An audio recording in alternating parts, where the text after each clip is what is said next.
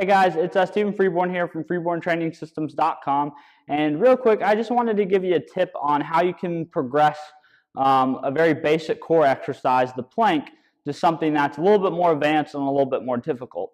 Don't get me wrong, the basic plank can be very challenging, but at some point, usually when you can hold it for 2 minutes at a time, you've probably kind of maxed out the beneficial adaptation you're really going to get with that exercise without getting crazy, getting into crazy amounts of static holds in that posture. You know, two and a half minutes, 3 minutes, 4 minutes, 5 minutes, and then my question becomes: maybe there's a better way to go about challenging your core stability than just hanging out in that posture longer. Maybe there's a way we can increase the intensity of that posture and challenge your core stability a little bit more.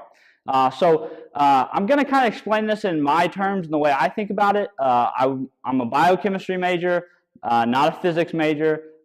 So if I mess any of this up or trying to explain why putting yourself in this position puts you at a mechanical disadvantage, which makes the exercise harder, please feel free to correct me. But I hope this makes sense to everybody. So the way you can think about this is kind of like a lever in a sense, but the way I think about it is, imagine your body in a straight line in a normal plank where you've got 2 points of contact. You've got your hands and you've got your feet. And then the point where the straight line, which you're trying to form with your head, your back, your upper body, your midsection, and your legs, the point at which it's the hardest to maintain that straight line is the point furthest away from either point of contact. So that would be right there and somewhere in your lower back, right around your hip area. That tends to be where you see people falter in this exercise. Their lower back kind of sags to the ground. That's usually where the resistance is the highest and you have to work the hardest, which is good because we want to challenge those anterior core muscles to keep us in good posture. However, when it gets too easy from that basic position where your elbows are under your shoulders, your feet are in the ground, the question becomes, well, how do we make it more intense? How do we make that resistance higher? So I have 2 ways of doing that. The simplest way is we have one force involved in this picture.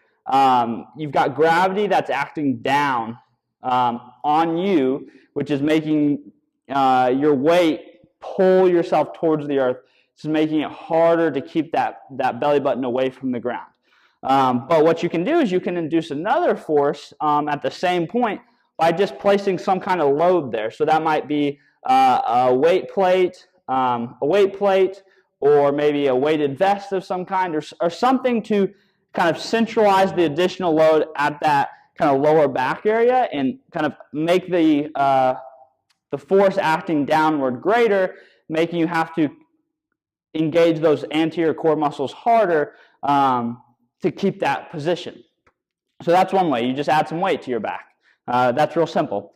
The other way is you can simply make the lever, in a sense, or the 2 levers, longer. So you make the distance between the points of contact greater, and therefore the distance between that middle point and the 2 points of contact greater. So this is something like you may have seen before, like with a long lever plank is what typically we refer to it as, which essentially just means that you're going to move you're going to keep your feet in around the same position, because you can't really do much with your feet in a plank. But what you are going to do is you're now going to move your arms forward. So you're going to, instead of your elbow being right under the shoulder, you're going to move your elbow upward, forward, ahead of your shoulder. So that makes that point of contact further away from that midpoint, making the force greater acting there, because it's a longer lever in a sense. So it's going to be harder to keep yourself from breaking over. So I hope those give you a couple options to maybe take that very basic core stability exercise to kind of a more advanced, more difficult level if you are ready for that. If you're not, keep working on your basic plank. Try to get to a 2-minute static hold. Once you get there, maybe consider doing something like a long lever plank or maybe a weighted plank to kind of keep progressing and keep getting those favorable and beneficial adaptations so you can strengthen that midsection, help protect your back, and make you a better all-around human being. So I hope this helps. If you have any questions, please let me know. If I butchered the explanation, feel free to tell me. It's not going to make me mad. If I used wrong terminology, please correct me. Other than that, I hope you guys got something out of this. I hope it benefits you.